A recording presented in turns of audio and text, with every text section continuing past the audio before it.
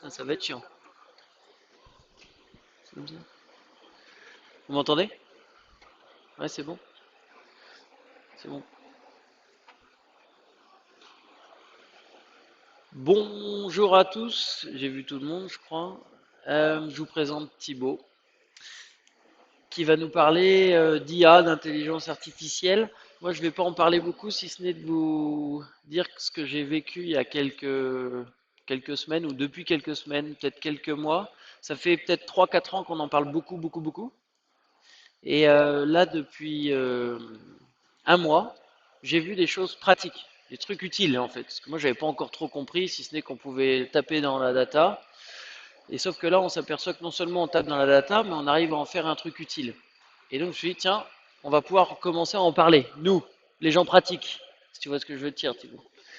Du coup, quand on a discuté avec Thibaut, j'ai dit, s'il te plaît, on peut faire un truc à une seule condition, c'est que ce soit pratique et utile. Du coup, je vous propose d'être hyper pragmatique avec Thibaut.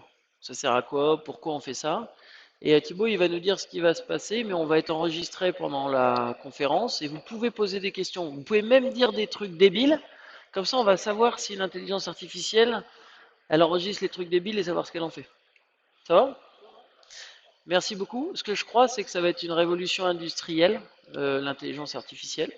Et du coup, on a la chance de pouvoir la vivre seulement si on accepte ce qui peut se passer. Et moi, jusqu'à présent, je me suis dit, ouais, c'est une nébuleuse, tout le monde en parle, comme beaucoup d'outils, de Apple, de machin, de trucs. Sauf que je crois que c'est un peu plus profond que ça et ça ressemble à une révolution comme tout à l'heure on parlait des chevaux et des tracteurs, mais on peut imaginer la locomotive et bien d'autres. Et je crois que l'IA, ça va faire partie des grandes révolutions comme ça. Il y a 30 ans, on n'avait pas ça dans la poche, et aujourd'hui, on a un couteau suisse dans la poche. Et l'IA, ça va devenir un nouveau couteau suisse.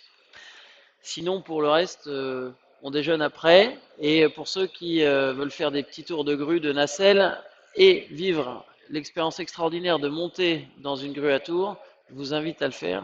C'est assez extraordinaire. Merci.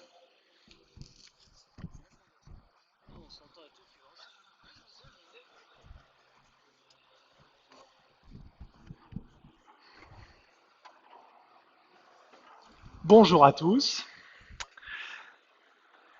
Où étiez-vous le 30 novembre 2022? L'idée, c'est qu'on discute, hein.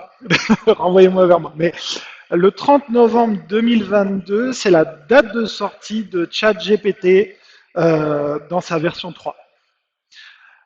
Avant ça, en tout cas au grand public. Avant ça, on n'avait quasiment jamais entendu parler d'intelligence artificielle. Pour moi, l'aventure de l'intelligence artificielle a commencé 2 ans avant, en mars 2019, pour être précis. En mars 2019, c'est une date qui vous parlera peut-être un peu plus, c'est la date du premier confinement. Et où, comme tout chef d'entreprise, je me retrouve chez moi à devoir gérer des économies d'échelle sur ma société et à me dire qu'est-ce que je peux peut-être automatiser pour me permettre de commencer à générer un peu d'économies. Et le premier sujet que j'ai trouvé, c'était la production comptable. On y reviendra un petit peu plus tard, mais c'est comme ça que j'ai commencé à mettre le pied dedans. Et donc, en novembre 2022, ChatGPT arrive, et là, pour la première fois, ça fait déjà 20 ans hein, qu'on parle d'intelligence artificielle et qu'il y a des choses qui existent, mais on crée une IA qui est accessible absolument à tout le monde, gratuitement en plus dans sa première version, et qui permet d'expérimenter des choses incroyables autour de l'IA. Alors, la première chose que je vous incite à faire, vraiment, parce que je pense que tout le monde a un petit peu testé déjà ChatGPT, d'ailleurs faire un petit sondage, qui a déjà ouvert ou fait ouvrir par ses enfants ChatGPT dans sa version gratuite? À main levée, félicitations, vous êtes nombreux. Qui utilise aujourd'hui ChatGPT dans sa version 4 payante? Oui, on a deux gagnants. euh, et la première chose que je veux vous inciter à faire, vraiment, c'est si vous voulez expérimenter un petit peu de ChatGPT et l'intelligence artificielle, prenez un mois de licence.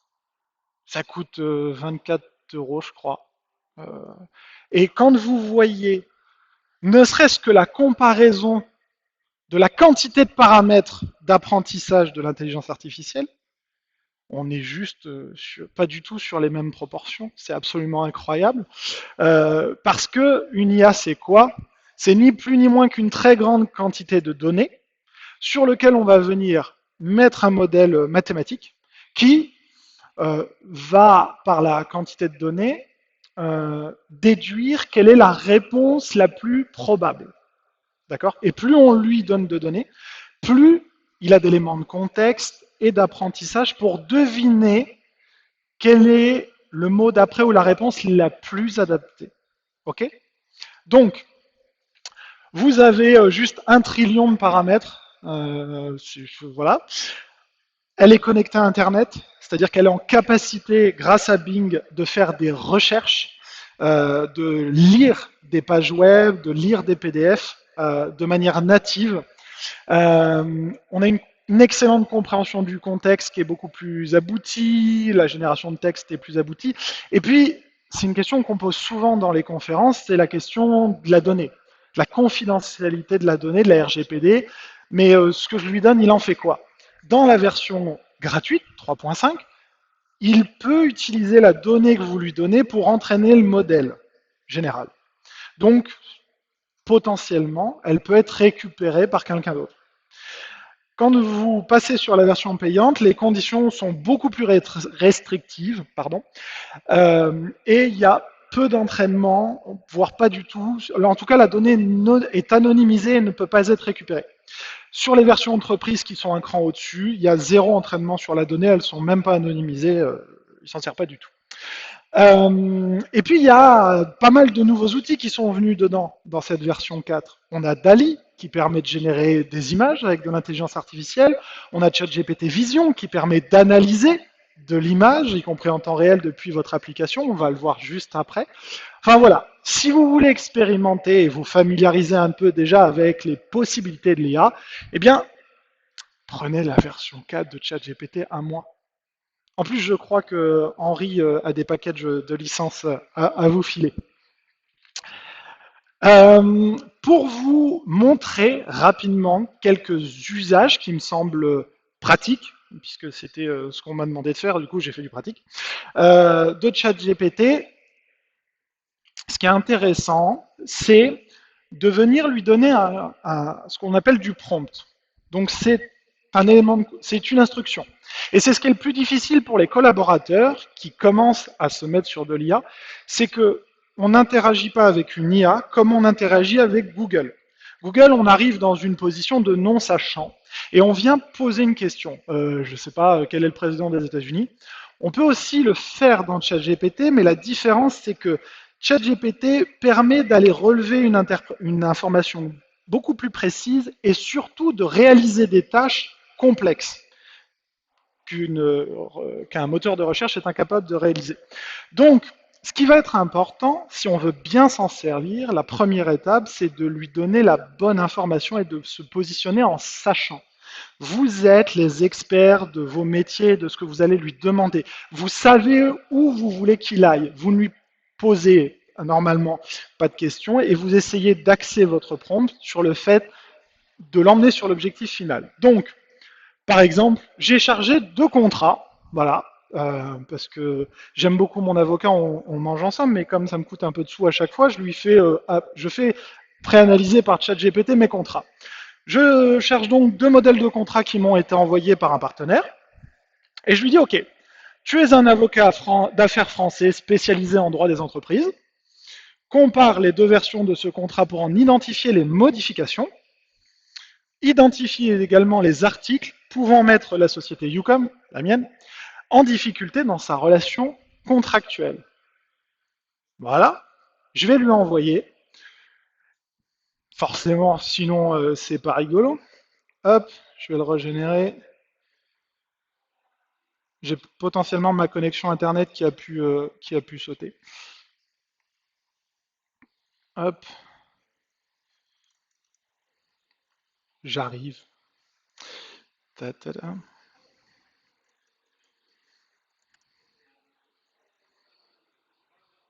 Voilà. Donc, on va le laisser défiler sur les modifications. Mais ce qui est intéressant de voir, c'est qu'il est capable d'analyser un fichier PDF, de reconnaître l'ensemble de la structure du texte. Il est également capable de le faire sur des fichiers Excel ou sur des fichiers de code.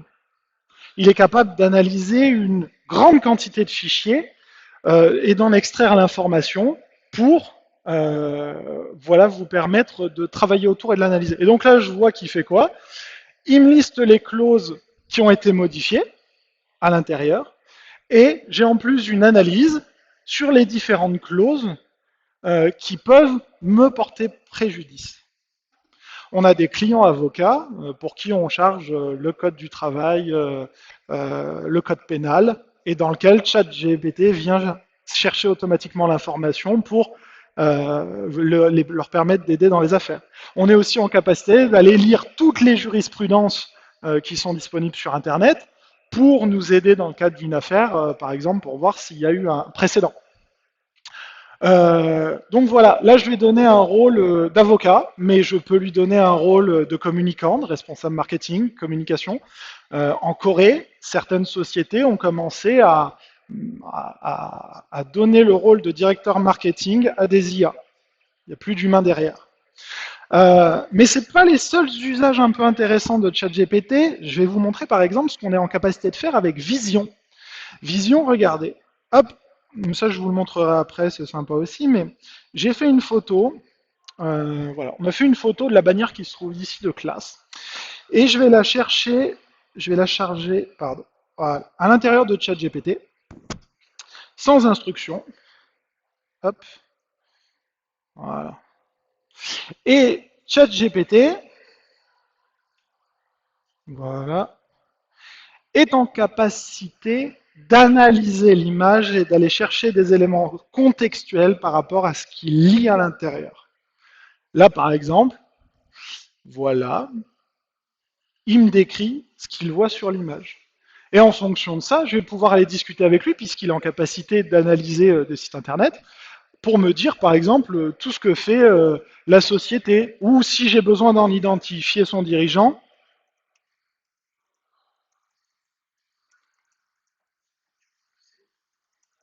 je vais aller lui poser la question. Et potentiellement, si j'ai une recherche qui se fait plutôt bien, je devrais avoir Henri normalement qui remonte dessus. La version 4, comme vous pouvez le voir, a un peu de lenteur du fait on a un modèle qui est beaucoup plus lourd. La version 3.5 offre un gros avantage, c'est qu'elle est beaucoup plus rapide. Donc c'est un petit point à prendre en compte. Mais aujourd'hui, pour vous, pendant qu'il y répond, je vais revenir sur ce qui s'est dit, mais il y a une chose qui est intéressante, c'est qu'aujourd'hui, je connais un réparateur d'ordinateurs Apple, qui par essence, on est sur des produits bien designés, avec leurs propres spécificités, etc., qui répare les ordinateurs avec ChatGPT Vision. C'est-à-dire qu'il, via son application, il met le téléphone, et il discute avec, parce que maintenant, depuis la version 4, on peut discuter avec ChatGPT, et il lui dit, OK, j'ai besoin de changer un disque dur, dis-moi quelle vis je dois enlever, dis-moi quelle dimension de tournevis je dois utiliser, et qu'est-ce que je dois démonter à l'intérieur, et ChatGPT lui répond. J'ai un ami qui est mécanicien, qui a un garage auto sur Amiens, régulièrement, il sort de ChatGPT, j'ai besoin de démonter un fab sur tel modèle, voilà, mon collaborateur l'a peut-être pas fait, je vais vous montrer comment faire, et ChatGPT lui explique, étape par étape, comment y répondre. Euh, il me redirige vers le site, donc ok.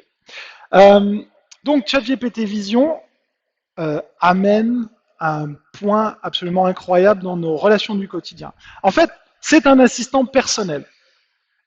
Moi, je lui donne des rapports de réunion, par exemple, à me synthétiser. On s'en sert pour. J'ai un ami qui s'en sert pour écrire les histoires du soir pour ses enfants.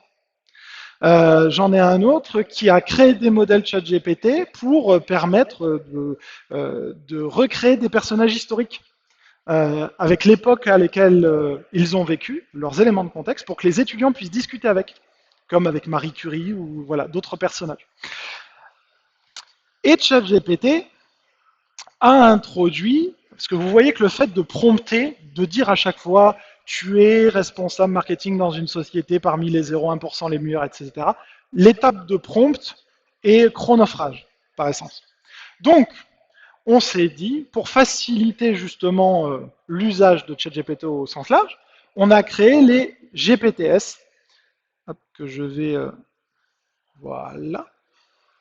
Et les GPTS, ce sont des micro-chats GPT que vous pouvez utiliser dans la version 4 à l'intérieur gratuitement et qui seront préparamétrés selon un certain nombre de rôles. On va pouvoir retrouver des avocats pour l'exemple qu'on avait tout à l'heure, mais je vais aussi pouvoir retrouver des profils de techniciens de maintenance, de libraires, c'est-à-dire qui ont des IA qui ont lu et interprété des centaines de bouquins et qui vont pouvoir me résumer des livres ou juste me donner l'information dont j'ai besoin dans tel ou tel bouquin. Enfin voilà, les usages sont extrêmement variés. Hop, ma connexion internet fait un peu des siennes, sinon c'est pas rigolo. Donc les GPTS, voilà, qu'on a ici. Voilà, vous avez par exemple les meilleurs choix GPTS qui sont remontés cette semaine. On a un mini donc chat GPT pour créer des sites internet. Voilà. On en a un donc sur de l'analyse de PDF un peu plus poussée. On en a un pour créer des diagrammes basés sur des informations. On a de l'automatisation d'écriture. On a un guide de voyage. Voilà. Et il me suffit de cliquer à l'intérieur pour pouvoir l'utiliser gratuitement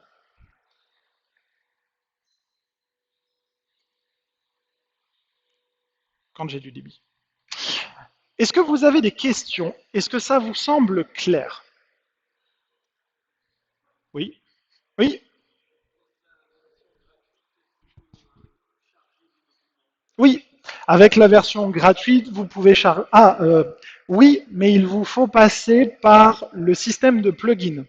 C'est-à-dire que ChatGPT donne la possibilité d'utiliser des éléments externes qui se connectent dessus depuis ChatGPT, et donc il faut utiliser la fonctionnalité de plugin qui permettent de charger. C'est beaucoup moins pratique, et comme on est sur des modèles beaucoup plus légers, on a moins d'informations de contexte. C'est quoi? Ah, pardon, autant pour moi. Un plugin, c'est un élément qui permet d'interagir avec ChatGPT, par exemple de charger un PDF, mais qui n'a pas été développé par ChatGPT. Ça a été développé par une société tierce pour permettre de réaliser la tâche. Est-ce que c'est plus clair? Bon. Est-ce que je réponds à votre question? Magnifique. Est-ce que c'est clair pour tout le monde? J'ai pas entendu. Oui, alors aujourd'hui, il y a énormément de contenu qui est gratuit sur le web. Vous pouvez aussi lui demander, c'est tout l'intérêt. Explique-moi comment interagir facilement avec toi. Explique-moi comment me donner telle information. C'est tout l'intérêt. C'est de vous donner par rapport à votre méthode d'apprentissage et à ce que vous allez chercher ou ce que vous n'allez pas comprendre, vous lui demandez. Mais oui, aussi, on peut faire de la formation sur ChatGPT. Mais on reste sur des choses assez générales. Moi, oui, oui. Donc la question de Monsieur Labase, c'était est-ce qu'il y a des formations qui existent aujourd'hui sur ChatGPT? Et la formation de Monsieur ici, à part c'est quoi un plugin, c'est est-ce que la version gratuite permet de recharger, de charger des documents à l'intérieur? Si ma connexion Internet permet de le lancer, donc j'ai besoin de créer un site Internet pour refondre le site suivant. Et puis, tant qu'à faire, on va lui donner le site de classe.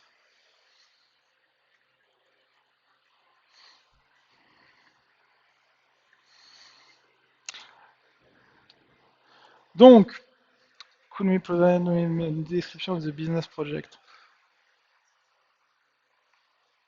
Mhm. Je vais copier la page de présentation. Alors là, on est sur un modèle qui fonctionne en anglais. Mais du coup, je vais lui demander de me répondre en français. Ce sera plus simple.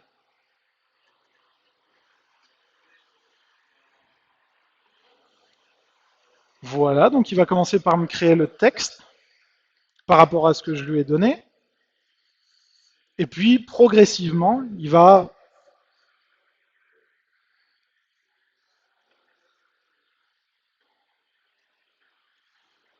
Alors, qu'est-ce qu'il m'a généré?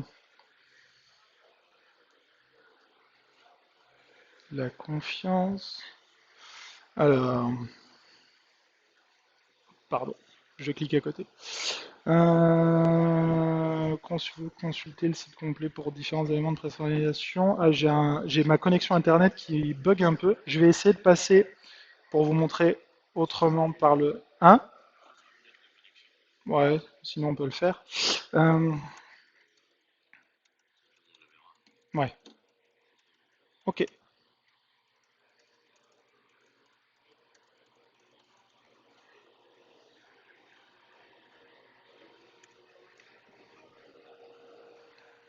Le Wi-Fi, c'est ça?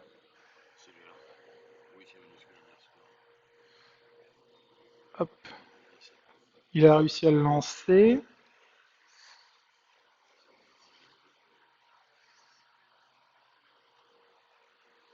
Donc, il va commencer par me sortir le texte. Tant que ça marche, si au besoin, je repasserai dessus.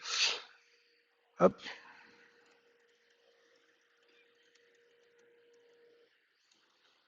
Acheter.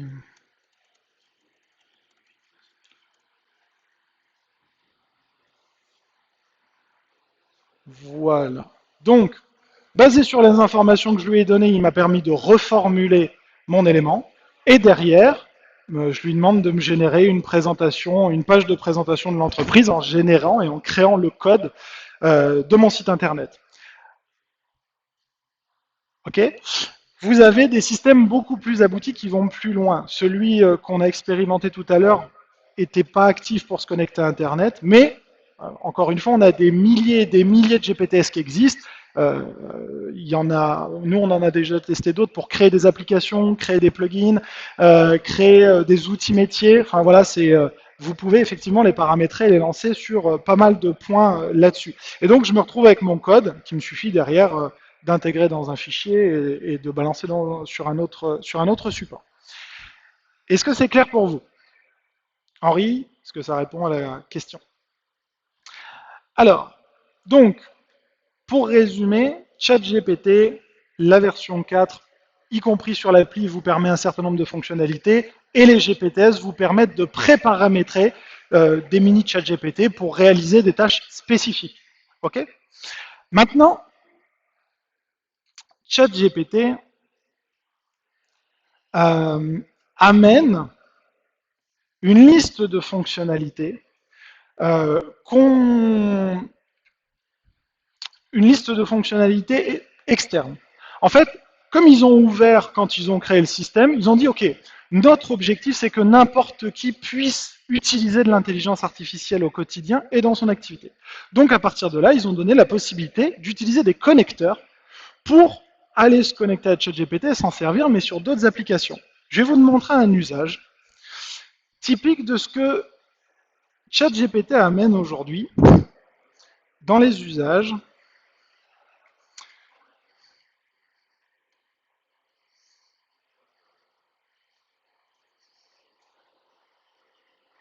Coucou tout le monde, je vais vous faire découvrir Classe en Rime.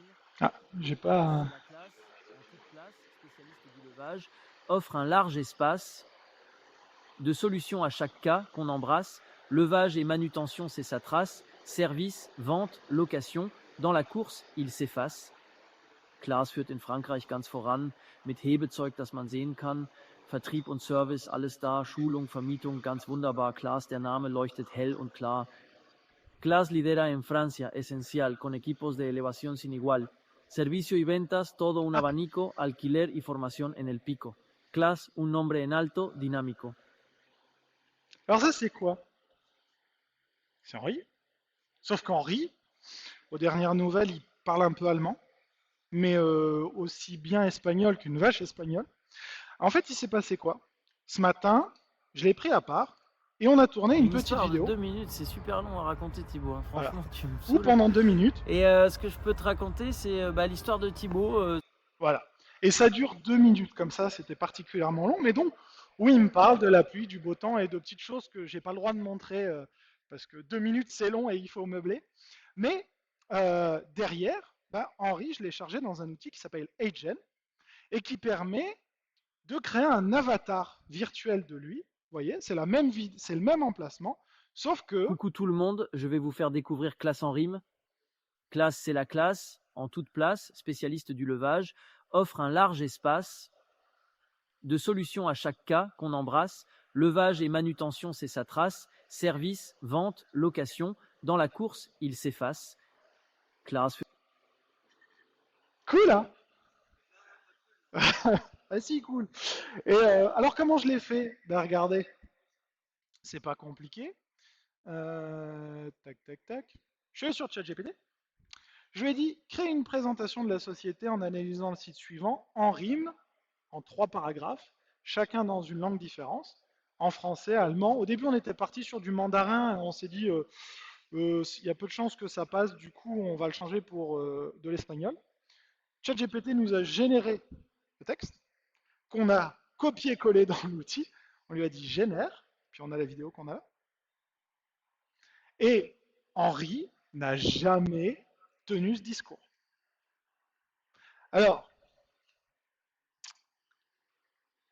ça amène quand même une réflexion. C'est que, et ça c'est une histoire vraie, vous avez une société en Corée du Sud qui a fait un virement de 20 millions de livres à une autre société suite à une demande par email reçue par la DAF, la directrice des affaires financières.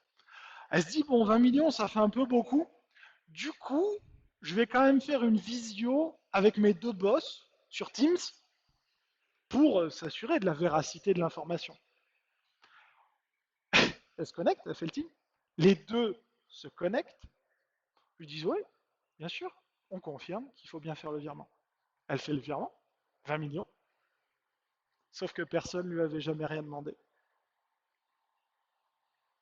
Et vous voyez à quel point c'est facile. La vidéo que vous avez vue d'Henri, elle nous a pris bon, les 2 minutes pendant lesquelles il parle ce matin et 15 minutes de temps de génération dans Agent. Et on a été capable de sortir la vidéo pour vous la présenter là, alors qu'on est arrivé à 9h45 ce matin. Donc, ça amène un vrai questionnement sur les dangers de l'intelligence artificielle. Parce que il y a des choses qui sont réelles. Aujourd'hui, quand on discute avec de chefs d'entreprise, si vous saviez le nombre de lettres de motivation qui sont écrites avec ChatGPT, c'est affolant. Les élèves à l'école, on travaille on a plusieurs clients qui sont des grandes écoles qui nous disent mais les élèves bossent sur ChatGPT, ils font plus leur devoir écrit, ils demandent à ChatGPT de le générer. Je vois que ça sourit à droite à gauche dans l'audience. Je pense que vous avez déjà eu l'exemple avec vos enfants. Mais donc, on peut faire quand même pas mal de choses. Il faut savoir aujourd'hui que la création de logiciels malveillants, quand vous avez vu la facilité avec laquelle il m'a codé ma page web, je lui dis, je veux un programme, par exemple, pour faire du phishing et envoyer des mails qui permettent de récupérer de l'argent via des liens. Ça se fait, on vous l'a sans doute expliqué, hein, les liens sur les mails que vous recevez avec des liens que vous ne connaissez pas, vous cliquez pas dessus. Mais ça donne l'accessibilité à n'importe qui de le faire.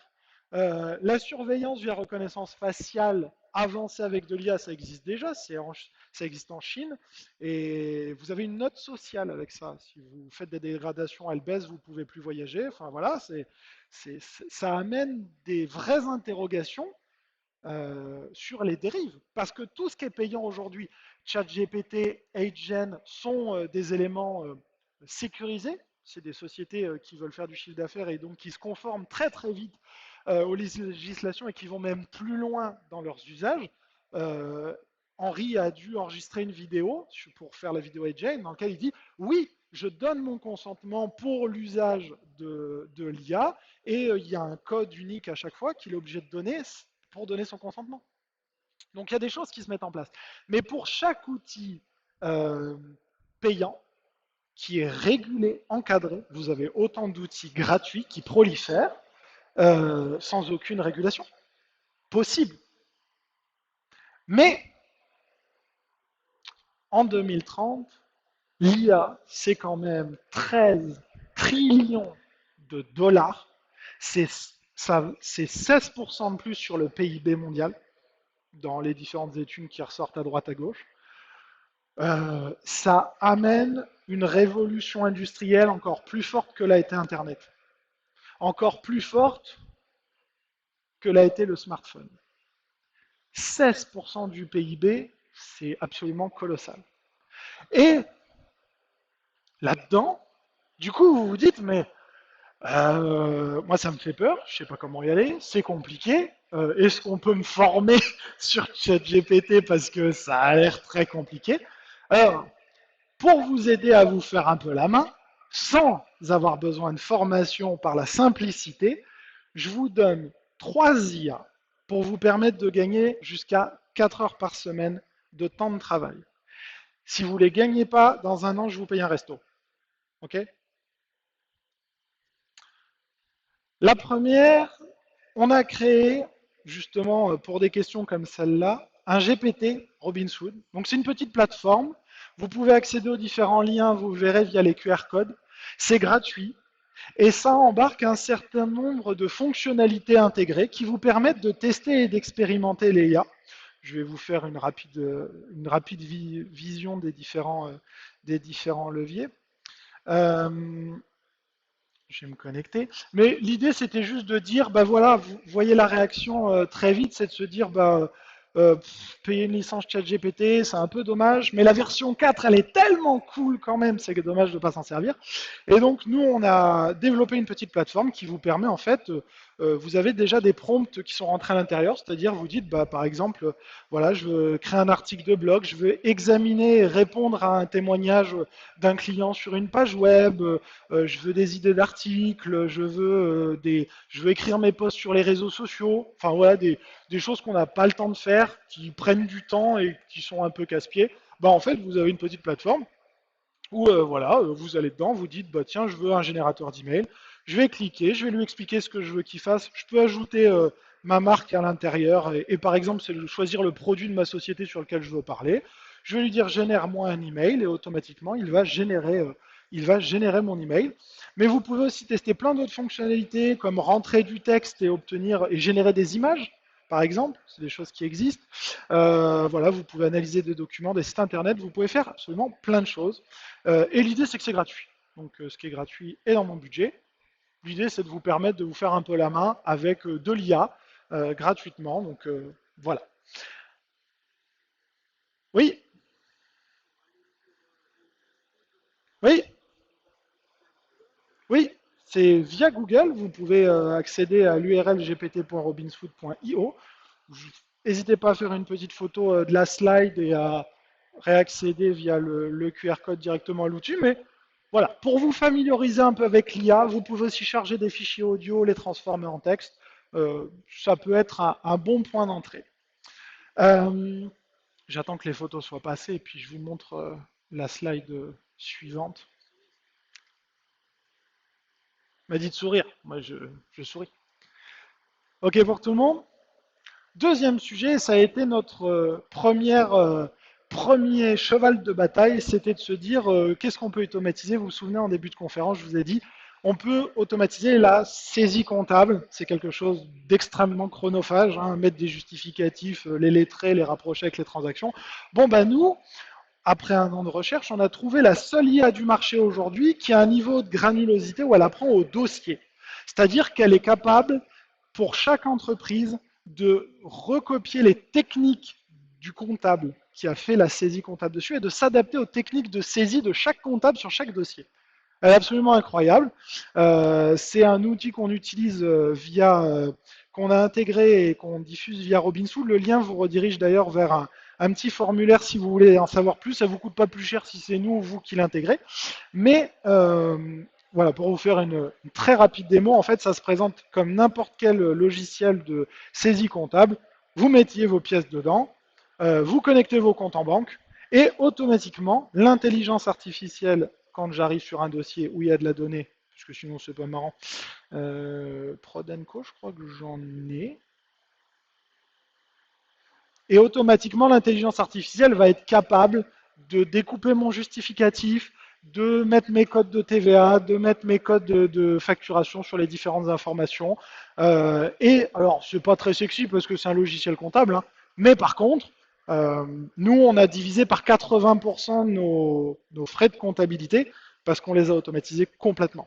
Et c'est la boîte qui a développé et qui a racheté Income, a aussi intégré un autre challenger français qui était le seul à être capable de découper les factures métro, par exemple, ou des factures extrêmement techniques avec plein de taux de TVA, des trucs, à chaque fois on passe un temps monstrueux à les ventiler, pour justement être capable de le faire automatiquement.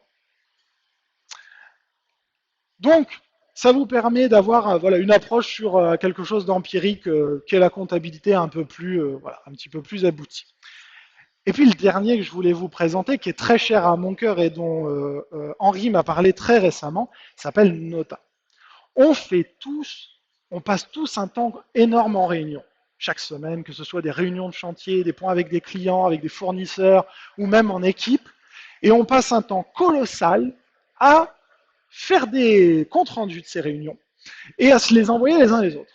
Bon ben moi, aujourd'hui, je vous propose une IA qui le fait à votre place et qui est capable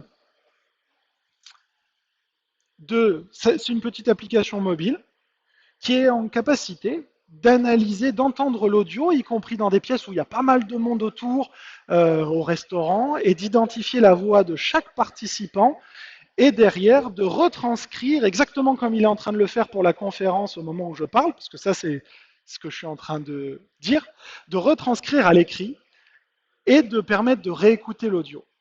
Derrière, ça me permet de lui demander des comptes rendus détaillés. Voilà, comme je suis sur je vais juste l'arrêter sur le, vous voyez, ça se présente comme là une petite application de téléphone. Je vais l'arrêter, voilà, nouveau recording. Je vais l'actualité, puis je vais lui demander par voilà un certain nombre de vous avez des prompts qui sont pré-rentrés. Vous vous souvenez un peu plus tôt, on en a parlé, le fait de donner une instruction, fais-moi le résumé sur tel ou tel sujet. Ben là, on a un certain nombre de prompts qui sont chargés dedans, qui vont lui donner la capacité d'aller identifier exactement les informations qui vous intéressent dans votre rendez-vous.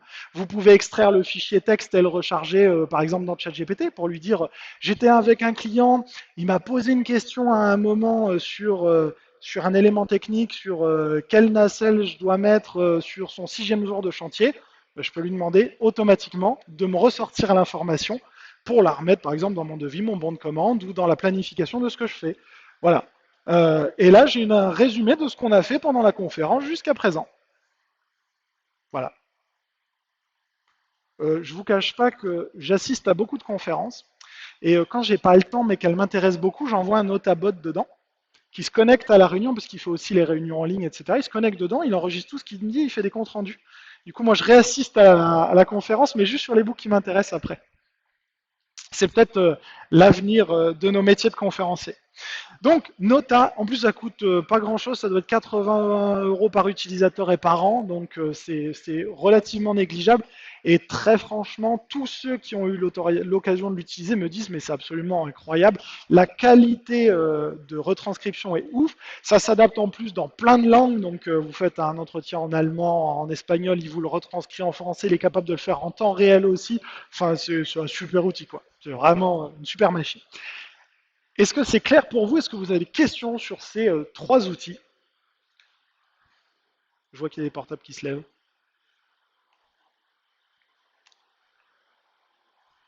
Et en plus, vous avez une version gratuite qui est incluse dedans. Donc vous pouvez le tester et voir si vraiment ça vaut le coup. C'est bon pour vous? Ok. Et il y en a une dernière que je vous mets en cadeau que j'ai découverte hier soir, qui s'appelle 008 Agent, un peu comme 007. et qui est absolument incroyable. C'est une solution open source, donc ça veut dire que c'est gratuit, utilisable par absolument tout le monde. Ça demande un tout petit peu de développement pour la mettre, mais ça vous permet d'enregistrer, on est tous avec de la téléphonie en voix sur IP, enfin, voilà, et ça vous permet d'enregistrer vos appels téléphoniques, de les retranscrire à l'écrit, de faire des résumés, et ça va jusqu'à analyser le sentiment de l'interlocuteur et de vous donner au fur et à mesure de l'appel le sentiment de la personne que vous avez en face. Et trop bien, trop bien. Et ça c'est gratuit ça s'installe voilà sur un serveur. Si vous avez besoin d'un développeur, Benoît, tu es où? Je l'ai perdu. Tiens, là-bas. Vous voyez le mec qui est debout là-bas? Si vous voyez, lui, il s'est intégré. Ok? Et voilà, donc ça permet, chaque fois que je reçois un appel sur mon téléphone, je le fais enregistrer, je l'envoie automatiquement dans mon CRM pour mettre à jour le statut de mon prospect ou le fait que j'ai eu un échange sur tel ou tel sujet. Je l'ai trouvé hier soir, je l'ai ajouté un peu en dernière minute, mais elle est vraiment très chouette. J'espère qu'on arrive sur la fin de la conférence. J'espère que vous avez perçu les changements très importants qui sont en train d'arriver, avec des réalités de terrain très variées. On a aujourd'hui des rapports qui commencent à sortir sur l'usage de l'IA aux États-Unis. Pour rappel, on a toujours un petit peu de retard en Europe par rapport à ce qui sort aux US, mais on a sur les derniers rapports, on est à 73% des boîtes aux US qui utilisent l'IA pour une ou plusieurs parties digitaliser un point de l'activité. On estime, les rapports IBM et autres estiment qu'on est en moyenne à des gains de 40% de productivité. Regardez, le temps que vous passez à faire des rapports de réunion, vous ne le passez plus qu'à discuter. Le temps que vous passez le temps à noter des appels. En fait, toutes ces tâches qui sont improductives de reporting aujourd'hui sont 100% automatisables. Donc les 40% de gains de productivité, on les trouve au final assez facilement quand on n'a plus besoin de les faire. Et puis, il y a des projections qui amènent aujourd'hui le fait que, voilà, en 2025, 80% des échanges clients se feront via l'IA. Parce que quand je suis capable d'analyser en temps réel, alors je ne la montre pas dans cette conférence, mais il y a des IA, par exemple, qui vous permettent d'appeler, de discuter au téléphone de manière ultra naturelle, et comme Namely.ai, et qui savent traiter de l'objection. C'est-à-dire que vous lui dites, non, mais je ne suis pas sûr que ça a un intérêt pour moi. L'IA, grâce à ce qu'on lui a chargé avec vos documents commerciaux, est capable de traiter l'objection et de répondre en disant, écoutez, je comprends parfaitement.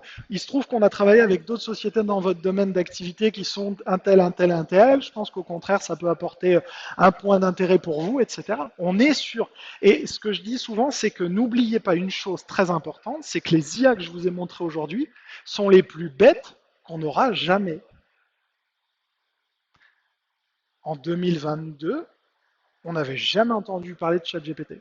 Aujourd'hui, que ce soit vos enfants ou d'autres professionnels dans votre milieu, en parlent, vous disent, mais il est en train de se passer quelque chose d'énorme. Ça questionne ça nous amène à questionner notre rapport aujourd'hui à la machine. Quand sur des études du diagnostic du cancer de l'impôt, où on commence à mettre de l'IA pour faire des photos et pour diagnostiquer les points noirs qu'on a sur la peau, pour dire oui, est-ce que c'est cancéreux ou non, et que le docteur tout seul, c'est 75% de réussite, le docteur avec l'IA, c'est 81%, mais l'IA toute seule, c'est 85%, ça questionne quand même. Demain, est-ce que vous préférerez vous faire diagnostiquer par une intelligence artificielle ou par votre médecin qui peut-être a eu une mauvaise journée, élevé du mauvais pied, et puis ou est pas dedans parce que ça reste un humain et on a tous des enjeux qui font qu'on ne peut pas être à 100% en permanence. C'est pas un problème qu'a la machine. Et puis, vous avez quand même des investissements qui vous permettent de vous projeter. Quand on entend que Microsoft est arrivé et a dit donc à OpenAI, qui est la boîte qui détient et qui a créé ChatGPT, nous on vient, on s'associe, et qu'il y a 15 jours, ils annoncent Stargate. Moi, quand j'étais jeune, c'était la série que je regardais à la télé. Un projet à 100 milliards de dollars pour créer le data center de l'IA de demain, 100 milliards de dollars, d'accord? Ça va fonctionner avec sa propre centrale nucléaire pour vous donner un ordre d'idée sur la quantité d'énergie électrique et de puissance de calcul qui va être générée à l'intérieur. C'est complètement fou. Parce que le pouvoir de l'IA, c'est la puissance de calcul. Celui qui détient la puissance de calcul a le bâton de vérité. C'est lui qui décide. Et là, Microsoft vient de frapper un coup très très fort en projetant ChatGPT loin devant. Pour tous ceux qui baignent un peu dans le milieu de l'IA, on parle depuis quelques semaines de Llama 3, qui est l'IA de Facebook, qui est open source, donc gratuite et accessible à tous. Où ils sont très fiers de dire que c'est génial, on sort une IA qui commence à avoir le même degré de réponse et de précision que ChatGPT 4, donc la version payante. Sauf que ChatGPT 4, ça fait 1 an et demi que c'est sorti. Et Sam Altman, le patron d'OpenAI, est arrivé en disant au fait, vous vous souvenez, vous avez vu quand même la version entre la 3.5 et la 4. C'est colossal. Hein. Vision, l'analyse de documents, la puissance de calcul. Bon, ben on va faire la même chose cet été, on sort la version 5. Et ChatGPT 4, que vous avez vu en démonstration aujourd'hui dans sa version payante, sera l'équivalent du téléphone à clapper face au nouveau téléphone. Ça laisse songeur quand même. Et surtout, il y a une date qui est digne des films de science-fiction, dont on parlait, vous avez tous vu forcément ces films, ces séries, où l'intelligence artificielle égale l'humain dans son interaction, où l'intelligence artificielle est capable de ressentir des émotions. Aujourd'hui, on a une date pour ça. Ça s'appelle l'IA forte et c'est prévu pour 2050. Peut-être avant. Euh, Boston Dynamics, qui vous avez peut-être vu des vidéos sur Internet, développe des robots extrêmement précis, humanoïdes ou non, mais on est sur c'est parmi les sociétés les plus avancées au monde sur la production de robots. Ils ont donc pris l'un de leurs derniers robots humanoïdes, et ils ont mis ChatGPT 4 dedans avec vision, donc la capacité d'analyse, et ils posent une pomme devant et lui demandent de réfléchir, d'analyser, de prendre, de couper la pomme et de discuter en même temps avec un humain de manière naturelle. Et là, on se dit, ok, on y est. Donc, l'IA forte, c'est demain. La plupart d'entre vous assisteront à ce moment où l'intelligence artificielle va dépasser la conscience humaine et la capacité de réflexion. ChatGPT 4 est déjà plus intelligent, l'intelligence est relative, d'accord, mais selon les critères mathématiques, que 50% de la population française.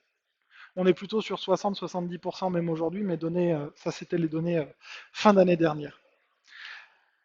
Donc, se pose une question, c'est par quoi je commence? Ben, c'est là qu'on arrive. Il fallait que je finisse par ça hein, quand même. Mais nous, c'est notre raison d'être avec Benoît entre autres. Mais on est persuadé que l'intelligence artificielle, c'est une révolution incroyable et on est ravi de pouvoir la vivre et on est ravi d'accompagner nos clients à l'intérieur. Et notre travail aujourd'hui, vous avez vu, c'est un peu le Far West. On commence à pondre des législations, mais il y a des nouvelles IA qui sortent dans tous les sens, comme celle que je vous ai introduite, que j'ai découvert hier. Et pour s'y repérer là-dedans, on est là pour vous accompagner, vous former, répondre à vos questions et surtout développer vos applications métiers avec et grâce à l'IA pour permettre à vos activités en fait, de vous concentrer sur ni plus ni moins qu'une chose qui est importante. Pour moi, toutes les arrivées de l'IA n'amènent qu'une chose, c'est le fait de nous permettre de retourner à des rapports plus humains, de passer moins de temps sur notre téléphone, de passer moins de temps à des choses improductives pour permettre de se reconnecter, de se retrouver. Si j'ai plus besoin de taper des rapports le soir parce que l'IA le fait à ma place, je peux rentrer soit plus tôt pour retrouver ma famille, soit être à l'inverse beaucoup plus dans les interactions que je vais pouvoir faire autour de moi. Nous sommes persuadés que cette révolution industrielle qui est en train de se jouer a de très beaux jours devant elle et surtout peut être prise du côté le plus positif possible, tout en prenant bien en compte les éléments qu'on s'est donnés. Est-ce que vous avez des questions ou des impressions peut-être sur ce que je vous ai raconté, sur la perception de tous ces échanges?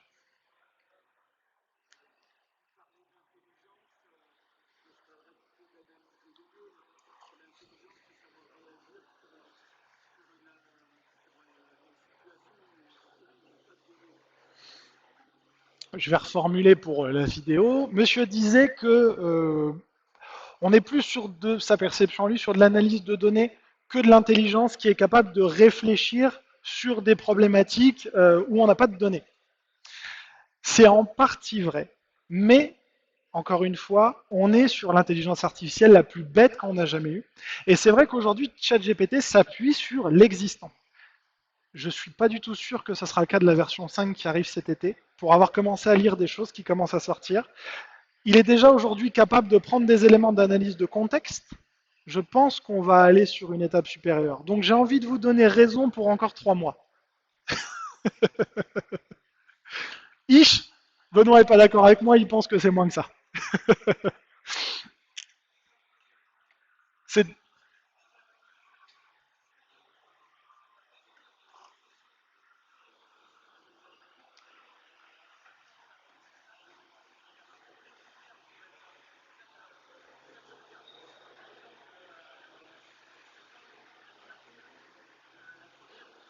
viens là qu'on t'entende parce que elle vaut le coup quand même d'être racontée, celle-là, t'as raison. Viens. Donc Benoît, avec qui je travaille sur la partie développement. Oui, je voulais juste dire, c'est pas vrai de penser que l'IA ne fait que répéter ce qu'elle a lu ou ce qu'elle a appris sur Internet. Si on prend AlphaGo, c'est la première IA qui a battu un joueur de Go. Moi, quand j'étais à la fac il y a 20 ans, c'était impensable. C'était l'époque d'IBM contre Kasparov, les échecs, et on se disait, le Go, c'est impensable qu'une IA batte un humain, il y a trop de données. Sauf que l'IA, elle n'a pas appris les données, elle les a inventées. L'IA, elle a commencé à cette époque à se dire, voilà les règles, on te donne les règles, maintenant joue toute seule. Et elle a fait progresser les joueurs de Go. C'est-à-dire qu'elle a battu le meilleur joueur du monde. C'était serré, hein, c'était 5-4, il n'y a pas non plus une tôle, mais ce que je veux dire, c'est qu'elle a fait changer la façon de jouer au Go. Et l'IA, c'est pour ça qu'il y a des gens qui pensent que l'IA va avoir une conscience. Ça, c'est une croyance. Vous avez chacun vos croyances. Mais ce qui se passe, c'est que l'IA, à force de lui faire passer sur les mêmes données, il y a des choses qu'on appelle des époques, et elle va passer 10 fois, 20 fois, elle va ressortir tout le temps les mêmes infos, et on ne sait pas encore pourquoi. La 21e fois, elle va inventer quelque chose. Et donc, l'IA ne fait pas que répéter ce qu'elle a vu. C'est-à-dire que si on prend en chimie, elle a découvert des assemblements de molécules. Si on prend en biologie, elle a cartographié tout le génome du vivant en un mois. Ce qui aurait fallu 1000 ans à tout, si toute l'humanité s'y était mise. Donc elle ne fait pas que répéter. L'IA générative, c'est effectivement une petite partie de probabilité, mais c'est vraiment trop schématique pour dire que ce n'est que ça. C'est juste sur cette partie. C'est quand même. Donc voilà.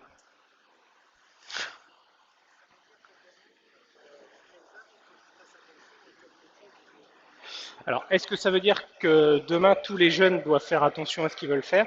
Ça veut dire que maintenant, on doit réfléchir à ce qu'on veut faire. Pas que les jeunes. C'est notre métier de maintenant. Il doit déjà avoir changé par rapport au 30 novembre 2022. Forcément. Quand vous avez quasiment tous levé la main sur ChatGPT 3.5, c'est une bonne chose. Utilisez-le tous les jours. Pas pour se dire que ça va vous remplacer, mais pour prendre des habitudes. Avant d'envoyer votre mail, dites pourquoi vous envoyez ce mail, envoyez ce que vous avez écrit à ChatGPT et voyez comment il réagit. Prenons ces habitudes. C'est juste ça. C'est se dire, ça ne nous viendrait pas à l'idée d'envoyer un télégramme maintenant, on appelle. C'est exactement la même chose avec l'IA. Ça change les métiers. Ça ne veut pas dire qu'on n'a plus d'utilité. Ça veut dire que tous les métiers changent. Et pas que les jeunes. Effectivement, on devrait montrer aux jeunes comment utiliser l'IA pour que ce soit pas juste fais mon devoir. Même si, quand on regarde les stats, enfin les études qui sont faites, l'IA sur tout ce qui est mathématiques, philosophie, psychologie, c'est nul. Demander à ChatGPT de compter de 1 à 50, il ne saura pas.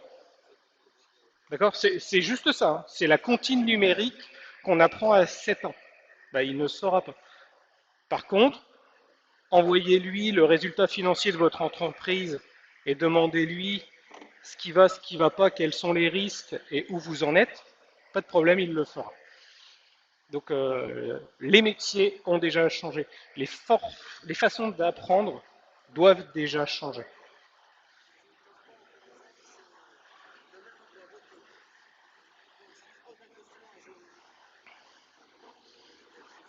Mhm.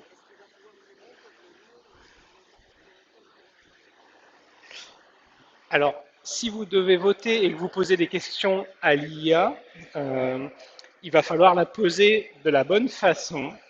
Et surtout, il va falloir lui donner des informations. C'est-à-dire que, comment? Il va falloir lui donner tous les programmes, leur donner, lui, il sera capable d'extraire les points forts, mais du coup, il faudra aussi donner ce qui est important pour vous. Et il va faire des comparaisons. Là, on arrive dans des maths, en fait. C'est juste on dit vectoriser, mais il donne des points à chaque mot, et il va dire, eh ben, s'il y a ces deux mots-là collés, à première vue, ça a plus de poids sur ce programme politique. Mais les IA, en fait, il y a des limitations. On ne peut pas poser tout et n'importe quoi comme question. Mais c'est une question qui est arrivée avec les dernières présidentielles. Il y avait une application mobile qui avait rien d'IA, dans laquelle il vous posait des questions et à la fin, ça vous donnait pour qui voter. Après, c'est l'influence. Donc voilà, l'IA n'amène pas de danger en plus. Le danger sur les élections, c'est pareil, on le sait, c'est les réseaux sociaux. Les dernières élections aux États-Unis, c'est Facebook qui a été mis en cause. C'est pas une quelconque IA. Donc, ne voyons pas des risques là où il n'y en a pas forcément. Ça ne veut pas dire que l'IA n'a pas de risque. Ça veut dire que sur ce point-là, c'est pas la peine d'en voir.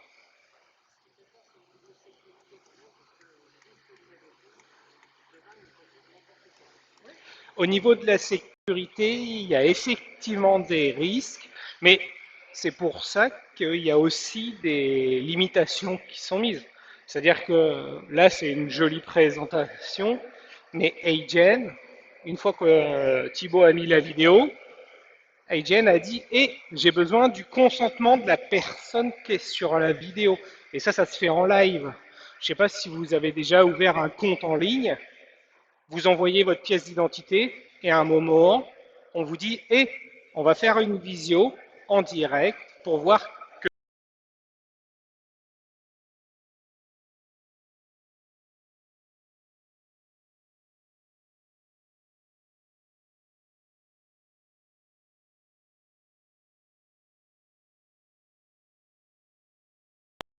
Est-ce que. Ouais, c'est bon. Donc, il y a la pièce d'identité que j'envoie et un contrôle en direct de mon visage. Donc, Agen, c'est exactement comme ça. Parce que justement, il y a eu ce détournement de 20 millions. Comme l'a dit Thibault, c'est un environnement très nouveau en fait. Donc petit à petit, avec les erreurs, on met des sécurités. C'est-à-dire que moi, je ne suis pas un spécialiste, mais quand je vois toutes ces machines, je suppose qu'il y a 20 ans, il y avait beaucoup moins de sécurité. Hey guys. Il y avait beaucoup, il y avait beaucoup moins de sécurité que ce qu'il y a maintenant sur So we only need global. 2 Bah, c'est exactement pareil pour l'IA, dans tous les métiers. Donc,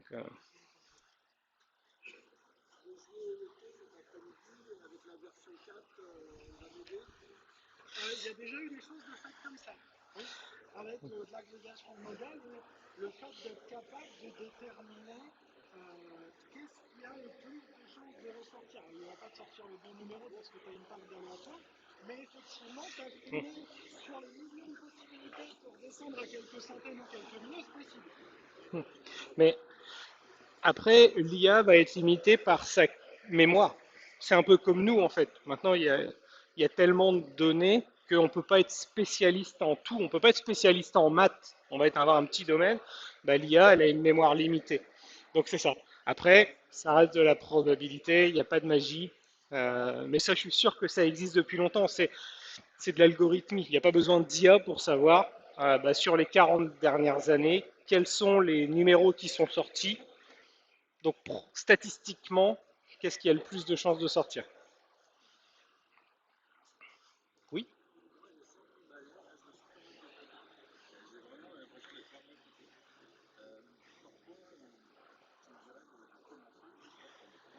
Eh bien, si on se sent largué, je dirais que... Ah oui, la question. Alors, si on se sent largué, comment commencer? Ben, je dirais, vous avez un compte ChatGPT 3.5. Même si on dit la 4 c'est mieux, ça propose plus de possibilités, ça génère de l'information plus pertinente, je dis, utilisez-la tous les jours. Passez vos mails dedans, posez une question. Vous avez une étude à faire, on vous pose une question à vous. Passez par ça, juste pour prendre l'habitude et comprendre la valeur ajoutée de cet outil. Il n'y a pas à se sentir complètement largué, mais il faut l'utiliser. Il faut l'utiliser. C'est, c'est vraiment ça le truc. C'est se dire, c'est comme le téléphone en fait. Avant, on ne voyait pas l'intérêt d'avoir un téléphone juste sur soi ou qu'un téléphone fasse des photos et accès à Internet. Et au fur et à mesure, on s'aperçoit que ça devient un vrai outil du quotidien. C'est devenu un outil de productivité. Ben, l'IA, c'est la même chose. Pour l'instant, c'est le début, hein. Donc on est un peu tout fou, on va dans tous les sens. On ne sait pas trop vraiment ce que ça peut apporter et ça va dépendre des métiers, ça va dépendre de ce que vous faites, ça va dépendre des informations que vous lui donnez. Et avant de se dire euh, comment il faut savoir, enfin, en fait le problème c'est ça, c'est que sur Internet il y a beaucoup de, il faut apprendre à prompter, il faut être ingénieur en prompt, tout ça. C'est pas vrai, c'est faux. Ne croyez pas ça. Commencez à discuter avec l'IA. La question que vous m'avez posée, posez-la à ChatGPT. Demandez-lui. Je suis un peu perdu. Je ne vois pas comment tu pourrais m'aider dans mon quotidien et voilà mon métier. Reprenez votre fiche de poste, mettez les points importants ou mettez ce que vous faites et vous allez voir que il va vous dire ce qu'il peut faire pour vous. C'est juste ça. Après, ça s'adapte à chacun. Donc, je peux pas vous dire, mais je peux pas vous dire autre chose que utilisez-le, même si au début vous voyez pas pourquoi. Copier-coller, posez-lui une question. Et ben quand on sait pas par quoi commencer, on prend le truc le plus simple. ChatGPT, il arrive et il y a une zone de texte. On va taper du texte dedans. Et c'est un changement d'habitude. Euh, juste pour la question. Il y a 80 ans, conduire, c'était absolument pas naturel pour l'être humain. Benoît a raison, le téléphone, surtout sur le smartphone, c'est quelque chose qui n'existait pas il y a 20 ans. Euh, L'IA, c'est la même chose. Donc, et puis, c'est une belle aventure à vivre aussi en famille. Nos enfants, et il y a un point qui a été soulevé, c'est doivent apprendre à utiliser l'IA. Le début, il est plus tant sur ah non, euh, apprends à le faire sans chat GPT. Non. C'est comme la calculette pour les plus vieux d'entre vous qui était interdit, voilà, c'est ça, et puis qui est arrivé aujourd'hui, tout le monde a de la calculette. L'IA, c'est la même chose. C'est-à-dire qu'aujourd'hui, on freine un petit peu en disant non, mais je veux pas laisser partir. Mais pourquoi? Au contraire, le jeu, c'est pas tant de savoir si tu utilises ou pas ChatGPT, c'est est-ce que ça se voit.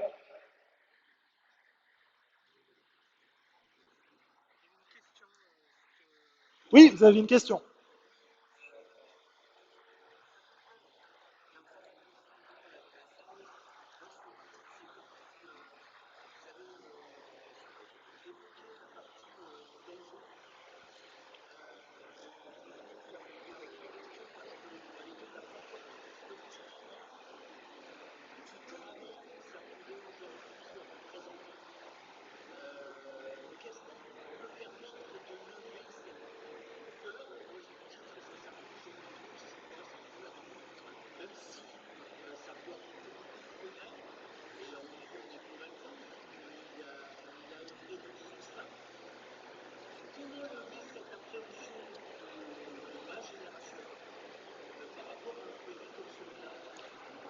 simultanément. Donc je répète la question et puis je te laisse formuler la réponse. La question c'est, vu qu'on n'a pas tout identifié encore autour de l'intelligence artificielle, ça fait peur, notamment tous les dangers qu'on a commencé à évoquer, et comment est-ce qu'aujourd'hui on se protège contre ça? Voilà. Quelle organisation nous permet d'œuvrer en sécurité autour et dans cet environnement-là?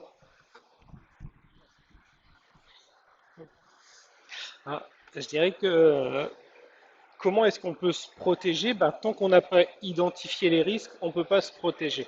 Et que souvent, on va mettre beaucoup plus de freins sur tout ce qui est numérique que sur la vie dans le quotidien. Et je reprends l'exemple, vous avez des machines partout et il y a 40 ans, elles étaient beaucoup plus dangereuses. Et comment est-ce qu'on fait pour les améliorer? Eh ben, on regarde ce qui ne va pas et on attend qu'il y ait des problèmes et on les règle.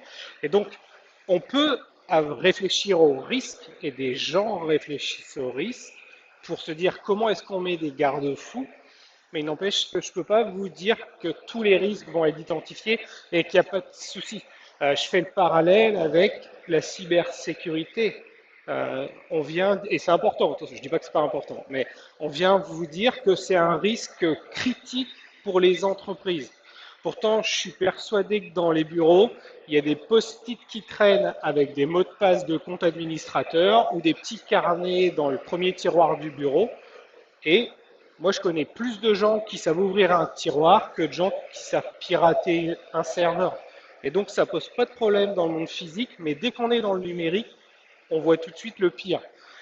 Donc, on n'a pas vraiment de garde-fou. Et si on veut pousser un peu le trait plus loin, le vrai problème, c'est que toute l'IA est tirée en avant vers des entreprises privées de la Silicon Valley et qui du coup n'ont pas de limite en fait. C'est-à-dire que ils ont plus d'argent que n'importe qui. Microsoft, quand ils disent on investit 100 milliards, ça leur pose pas de soucis. Donc forcément, eux, ils sont pas dans la gestion de risque. Ils sont sur comment je vais chercher mon marché le premier. Comment moi, Microsoft, j'occupe la place avant Google et Amazon. Donc forcément, la gestion du risque, elle passe un peu au second plan. Donc voilà. Et donc dans le quotidien, comment est-ce qu'on fait pour se prévenir des risques? Eh ben, on essaie de comprendre un petit peu ce qu'on peut faire avec l'IA.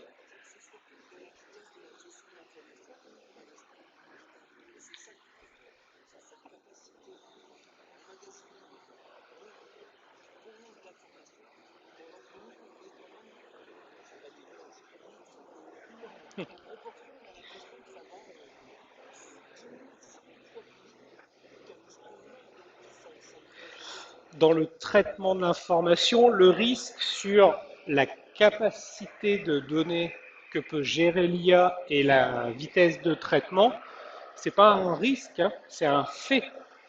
L'IA gère plus d'informations plus vite que nous.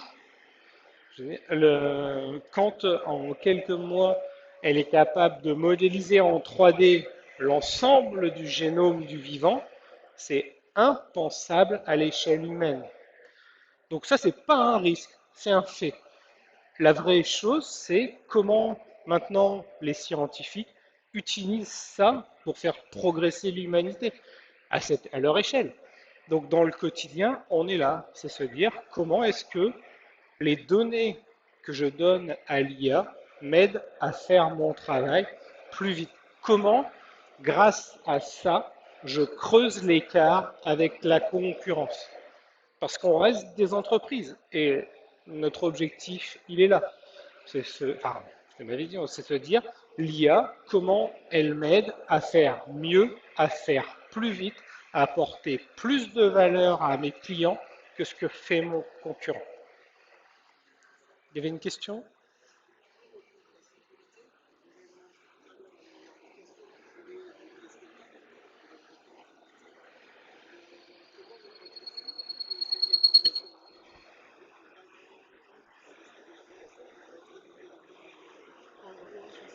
Ouais.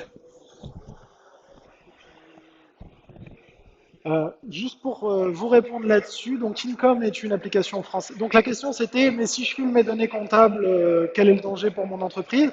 Pour rappel, ChatGPT pour de l'analyse de bilan, etc., dans sa version payante, anonymise la donnée, donc le risque est inexistant pour moi. Et sur le dépôt des pièces comptables, on reste sur une législation encadrée, très très encadrée en France, à savoir les plateformes de PDP qui arrivent avec la loi de facturation 2024-2026 et qui obligent de stocker des documents sur des plateformes agréées par l'État avec une garantie d'impérabilité pendant 10 ans. Ça, c'est ce que je dis la loi. Et Income a développé la sienne. Ils font partie du programme pilote du gouvernement dès le début sur ces plateformes-là. Donc, c'est stocké, protégé de la même manière que absolument tous les éditeurs de PDP en France. Et il y a juste le volet d'IA qui apprend dessus, qui vient se rajouter, mais c'est une IA fermée qui travaille uniquement à l'intérieur des serveurs de l'entreprise.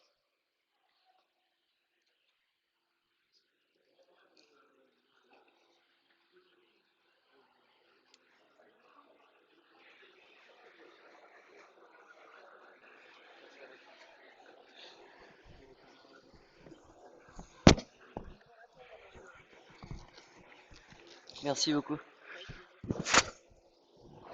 Je vais répondre parce que moi, il y a plein de trucs qui me font peur. C'est notre capacité à entreprendre. Et la question, c'est en tant que personne ou en tant qu'homme avec un grand H, qu'est-ce qu'on entreprend? Et du coup, c'est marrant, toutes nos questions de latin franco, là, c'est oui, mais. C'est notre grand truc. Oui, mais. Donc il y a un truc nouveau et le premier truc, c'est ouf. Attends, attends, attends, attends. C'est quoi ce truc? Qu'est-ce que ça va me faire de mal? Et du coup, quand vous traversez l'Atlantique et que vous faites ce genre d'exercice, là, les gens, ils ont les yeux qui s'ouvrent, ils pensent pas du tout au risque, parce que c'est une culture, ça. Ils pensent à tout ce qu'ils peuvent faire avec. Et du coup, la question, c'est dans quelle équipe nous on veut être, ceux qui vont utiliser ça.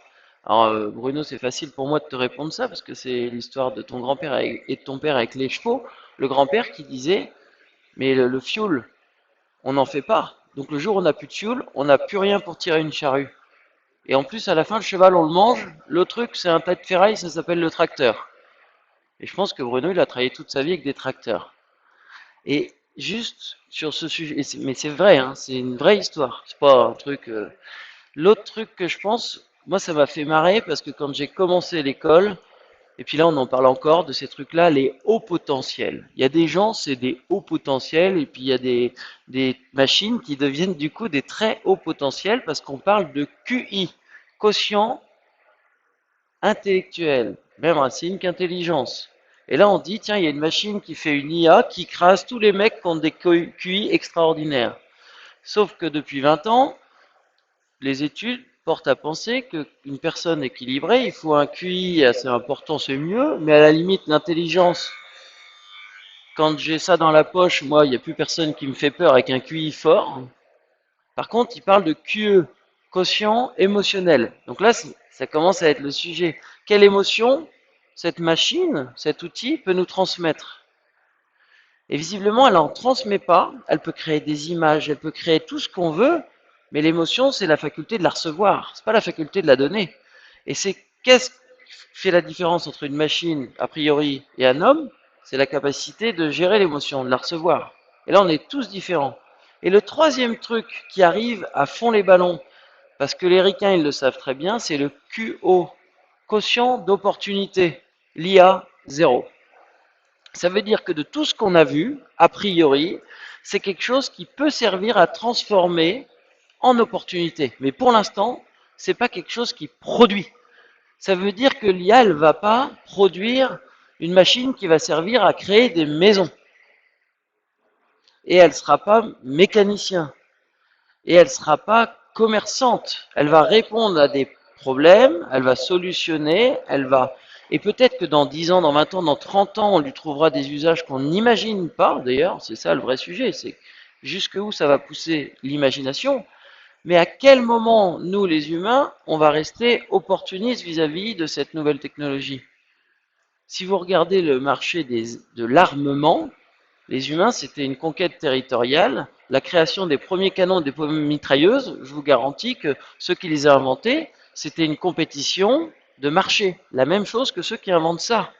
Ceux qui les ont utilisés, c'était une compétition de conquête territoriale. A priori, enfin tous ceux qui sont là et moi inclus, on ne sera pas dans la compétition de marché de l'IA. On sera au mieux dans la compétition de marché de l'utilisation de l'IA. Qu'est-ce qu'on veut en faire? Et après, il y a ceux qui veulent utiliser les mitraillettes et puis ceux qui ne les utilisent pas. Bon, bah si on fait les comptes dans 10 ans, moi je me mets du côté de ceux qui vont regarder comment ça marche. Donc du coup, le truc qui est important pour moi, c'est plutôt de se dire, tiens, dans mon quotidien, qu'est-ce que je peux en faire? Et je crois une chose, que ce soit sur les métiers du commerce, de la mécanique, de l'agriculture, de la fabrication, de tout ça, euh, ça va arriver à grande vitesse, donc les métiers vont changer. C'est évident. Nos métiers vont changer. Par contre, c'est quoi notre valeur ajoutée en tant que personne? Et réfléchissez pas à l'intelligence a priori. Par contre, émotion et opportunité, et je crois qu'une chose très importante, au service de qui ou de quoi on est. Je ne pense pas qu'il y en ait un ici qui soit au service de l'IA. Du coup, c'est comment l'IA va pouvoir nous permettre d'être encore un peu plus au service des personnes. Et certainement pas en faisant des boulots qui... alors j'ai un voisin tout à l'heure qui m'a dit, de toute façon, un abruti, ça restera un abruti, même avec l'IA. Et c'est chouette ça, parce que j'en suis convaincu. C'est-à-dire comment on fait pour se concentrer plus sur le service de la personne. À partir de là, je crois qu'on va trouver plein de solutions. Merci beaucoup. Merci les gars, c'était formidable. Bravo. Et on peut avoir le compte rendu? Tu nous le montres ou pas? Sur Nota, le compte rendu, tout de suite, tu peux nous l'afficher? Et donc normalement, si ça marche, on va voir. Thibaut, il a enregistré tout ce qu'on a dit. Je lui ai demandé, fais l'exercice en live. Et vous pouvez, on va faire une feuille et vous notez vos 06, ceux qui veulent recevoir par texto ou par mail le compte rendu par l'intelligence artificielle de ce qu'on vient de se dire. Ça marche ou pas? D'accord.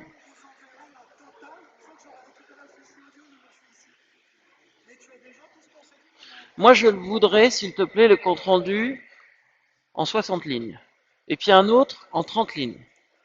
De la même conférence. Ça va? Parce que je suis un peu exigeant. Merci beaucoup. Bonne journée. Et sinon, on va parler de trucs concrets. On déjeune à côté et on peut aller voir des machines, des vraies machines, de l'autre côté. Merci.